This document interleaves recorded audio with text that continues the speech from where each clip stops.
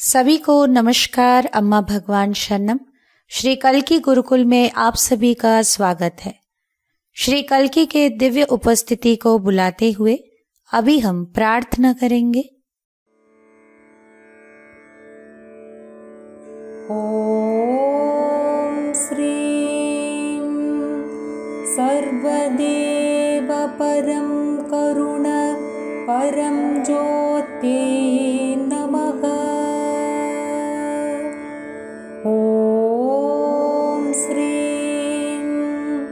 सर्वदेव परं करुण परं ज्योते नमः।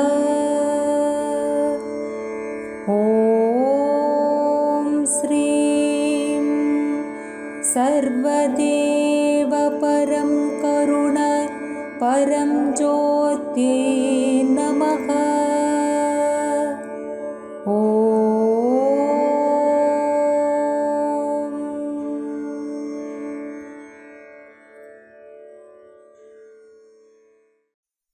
धीरे से आंखें खोलिए।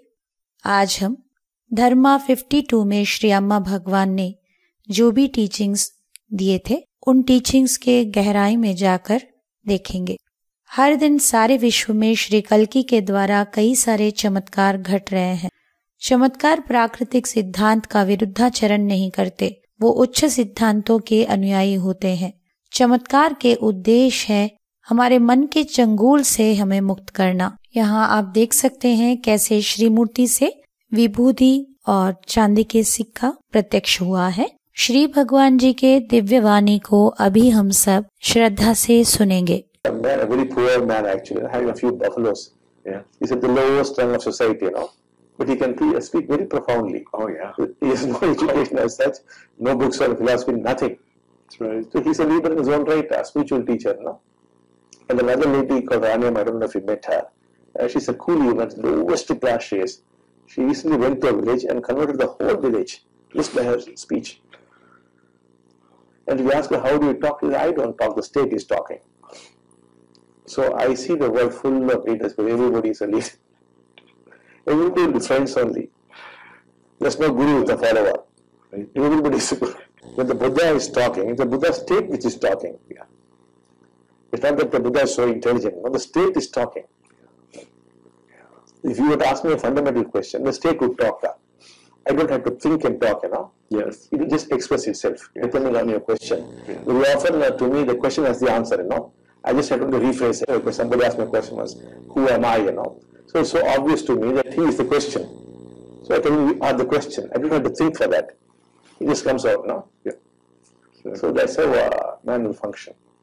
जीवन मुक्ति घटित होता है, यह एक वरदान है और इसके लिए मनुष्य तैयार है। इसके बारे में श्री भगवान जी ने कहा, एक गांव के व्यक्ति जो जीवन मुक्ता है उनके बारे में कहते हुए, वो बहुत ही गरीब व्यक्ति है, उनके पास कुछ भैंस है, समाज के निम्न स्तर के व्यक्ति है, किंतु वो बिना कोई शिक्षा के, पढ़ाई किए, कोई बुक्स उन्होंने नहीं पढ़ा, कोई फिलॉसफी उनको नहीं पता, किंतु वो व्यक्ति अपने ही तरीके से एक आध्यात्मिक शिक्षक है, क्योंकि वो मुक्ति प्राप्त कर चुके हैं। और एक महिला रानी अम्मा, वो समाज के और एक निम्न स्तर के व्यक्ति हैं। उनके गांव में उन्होंने अपने बातों से सभी को परिवर्तन कर दिया। जब उनको पूछा गया कि आपने कैसे बात किया, उन्होंने कहा, मैं बात नहीं करती, मेरी स्थिति बात करता है। तो ऐसे हम देख सकते हैं इस दुनिया में बहुत सारे लीडर्स हैं और सभी के दोस्त हैं। यहाँ पर कोई एक गुरु या अनुगामी नहीं है, हर कोई गुरु है। जब गौतम बुद्धा बात कर रहे हैं तो उनकी स्थिति बात कर रहा है। ऐसा नहीं कि वो बहुत इंटेलिजेंट है, बल्कि उनकी स्थिति से वो बात कर रहे हैं। अगर आप कोई फंडामेंटल क्वेश्चन पूछते हैं मुझे बात करने के लिए, मुझे सोचने की जरूरत नहीं है। अपने आप स्थिति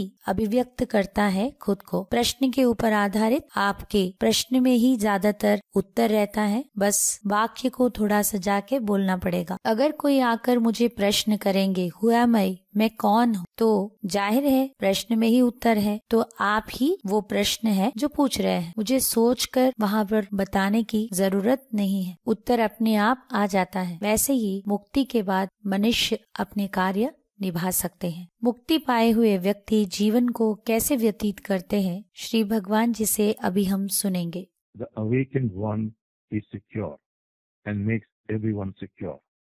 The unawakened one is insecure and makes everyone insecure.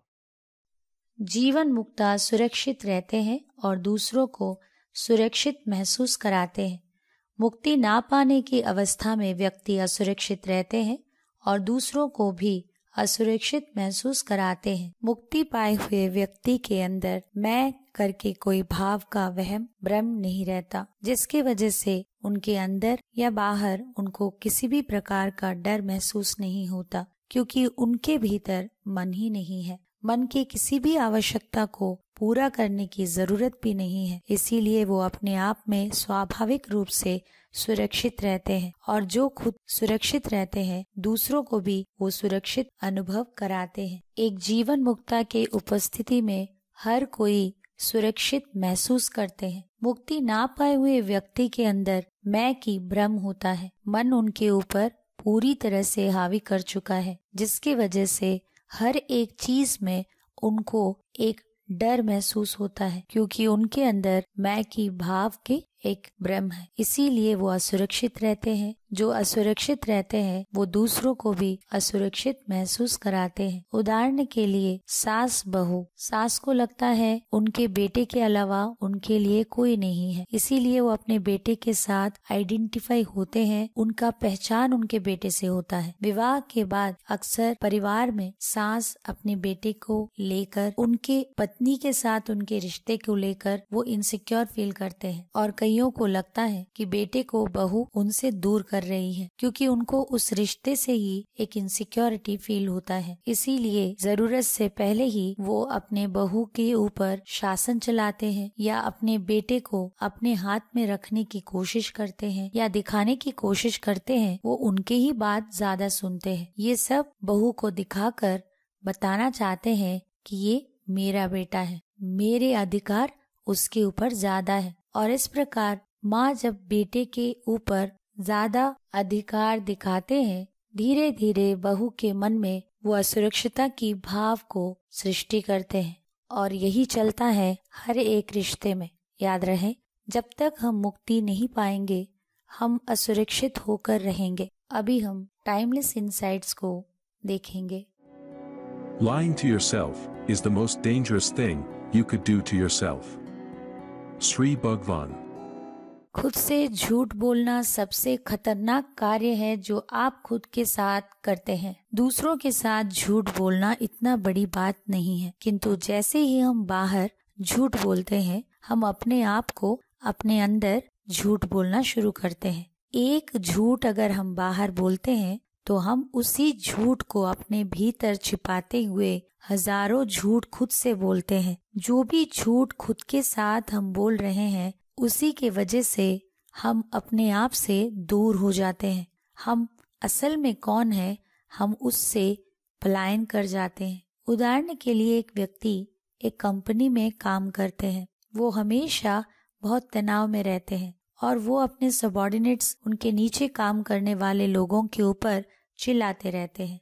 ये तनाव शारीरिक रूप से उनको बीमार कर रहा है और वो अपने काम में क्रिएटिव भी नहीं बन पा रहे हैं। यहाँ पर क्या हो रहा है, यह व्यक्ति इतना काबिल ना होकर उनके भीतर मैं बहुत केपेबल हूँ यही झूठ अपने आप से बोलते जा रहे हैं, जिसकी वजह से बाहर वो बहुत केपेबल होने के एक इमेज मेंटेन कर रहे हैं। ऐसे एक झूठ को सच साबित करने के लिए कई सारे झूठ बोलना पड़ता है, जिसकी वजह से वो अपने आप से दूर हो गए। जो लगातार अपने आप से झूठ बोलते रहते हैं वो खुद को डैमेज करेंगे, खुद को क्षति पहुंचाएंगे।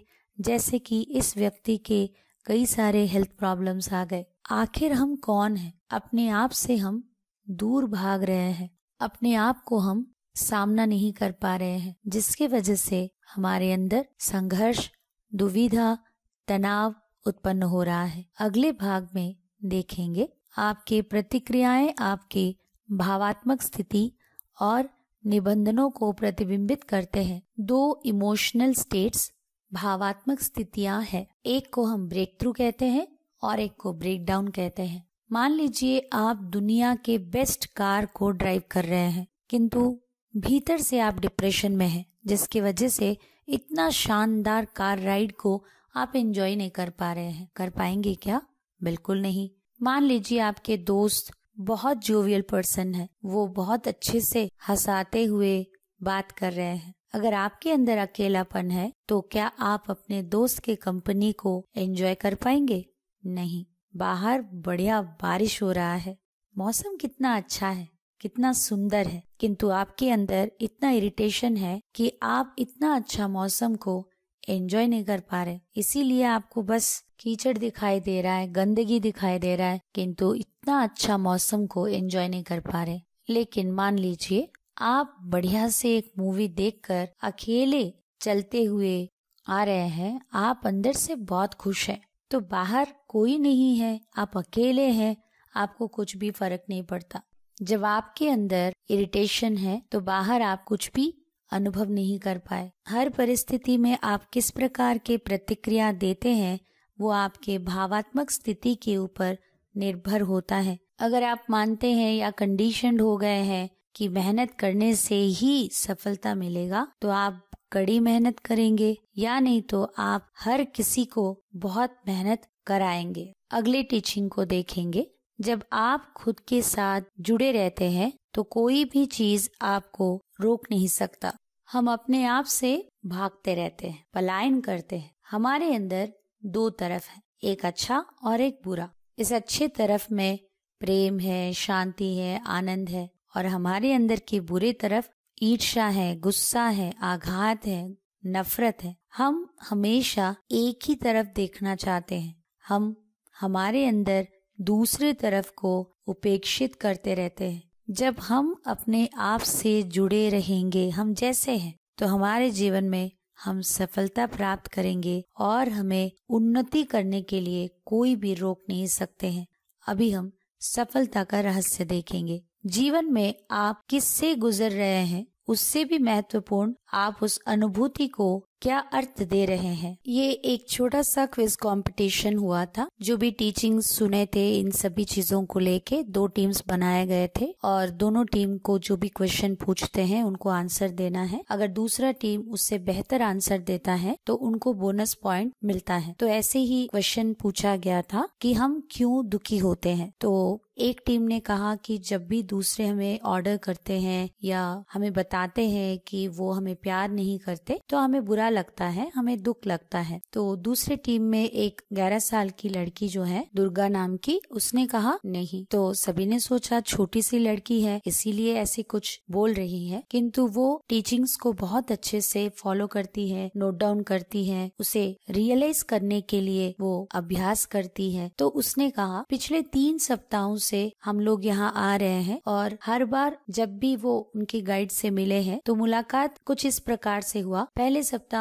उनके गाइड ने उनको कहा तुम यहाँ वहाँ क्यों जा रहे हो, पढ़ाई करो, तुम्हारा कल टेस्ट है। दूसरे सप्ताह जब वो आई थी तब उन्होंने उनको नमस्ते किया तो उन्होंने नहीं देखा। तीसरे सप्ताह डाइनिंग हॉल में कुछ सेवा है तो उनको जाने के लिए कहा। अभी ये तीनों घटनाएं ये लड़की बता रही है उनके मन में कैसे चला। पहले बार उनको लगा कि गाइड मुझे पसंद नहीं करते, दूसरे बार लगा कि वो मुझे उपेक्षित करते हैं और तीसरे बार लगा वो मुझसे पीछा छुड़ाने के लिए मुझे भेज दे रहे हैं। तीनों घटनाएं साधारण सी घटनाएं हैं, किंतु इन तीनों घटनाओं में उन्होंने जिस तरीके से उसको एक अर्थ दिया है उस अर्थ के वजह से उनको दुख लगा। तो इस लड़की ने कहा कि जीवन में दुख घटनाओं से नहीं, उस घटना में हम किस प्रकार का अर्थ जोड़ते हैं उससे उत्पन्न होता है। किस प्रकार के व्याख्या अर्थ आप देते हैं उसके ऊपर निर्भर करता है हम कितना दुख को अनुभव करेंगे। अगले भाग में श्री परमज्योति कल्की के चमत्कार को देखिए। चेन्नई तमिलनाडु से मैं R.K. लक्ष्मी हूँ। 74,000 दीक्षा यज्ञ, हवन और साक्षात्कार प्रक्रियाओं के बाद से जीवन बेहद भव्य हो गया है।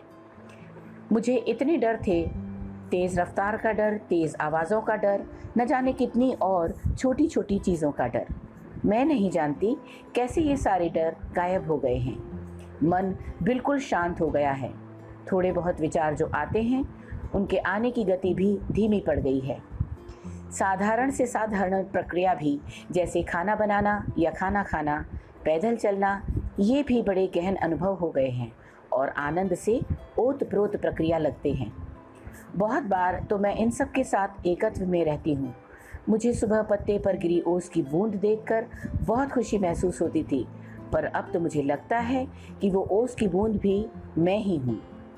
मुझ पर मेरे प्यारे कल्कि द्वारा बरसाए आशीर्वादों के बारे में सोचकर कई बार तो मेरे रोंगटे खड़े हो जाते हैं। ऐश्वर्य चैतन्य इतना बढ़ गया है कि मुझे लगता है मैं कोई रानी हूँ। स्वास्थ्य संबंधी छोटी मोटी समस्याओं को छोड़कर मैं पूरी तरह स्वस्थ हूँ और भावनात्मक रूप से बिल्कुल शांत हूँ। जहाँ तक रिश्तों का सवाल है, सबसे मेरा एका हो गया है। मेरे परिवार का दायरा इतना बढ़ गया है कि इस भूलोक का हर एक प्राणी मेरा परिवार है। मुझे ऐसा लगता है जैसे सूर्य, चंद्र, तारे, हवा, पानी सब कुछ मैं ही हूँ। जीवन जो पहले नीरस लगता था, अब बिल्कुल कमाल का हो गया है और पूरी तरह दिलचस्प गतिविधियों से परिपूर्ण है। और अंततः अब मैं जीवन के हर पल को एक संपूर्णता के गहन एहसास के साथ, और यह संभव हुआ मेरे महान दिव्य माता पिता श्री अम्मा भगवान के कारण, जिन्होंने मुझे इस मैं का आशीर्वाद दिया है। इस बेहद खूबसूरत यात्रा के दौरान मार्गदर्शन और आशीर्वाद के लिए सहृदय आभार। कोटि कोटि धन्यवाद श्री कल्कि। प्राप्त किया हुआ आशीर्वाद को पहचान कर उसे चमत्कार के रूप में अनुभव करना और उसे दूसरों के साथ बांटकर और अधिक चमत्कार अनुभव करना हमारे लिए एक साधना है। अभी हम मनन करेंगे। आज आपने जो कुछ भी सुना है, इसे आप अपने मन में सोचिए कुछ समय।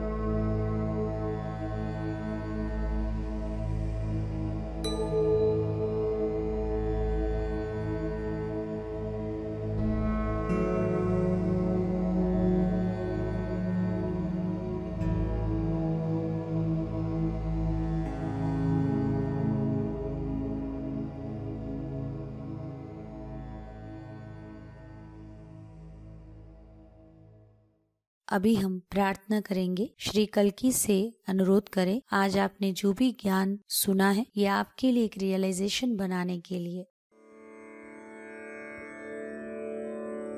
ॐ श्रीं सर्वदेव परं करुण परं ज्योते नमः।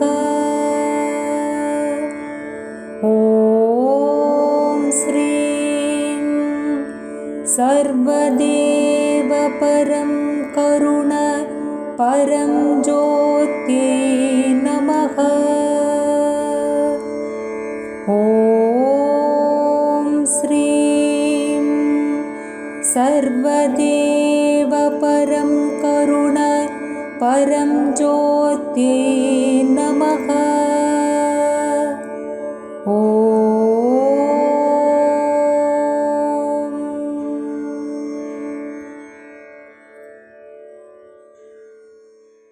अभी हम इस भक्ति संकीर्तन में भाग लेते हुए कल्कि चैतन्य को अनुभव करने के लिए हमारे जीवन में उनके चमत्कार प्राप्ति के लिए प्रार्थना करेंगे।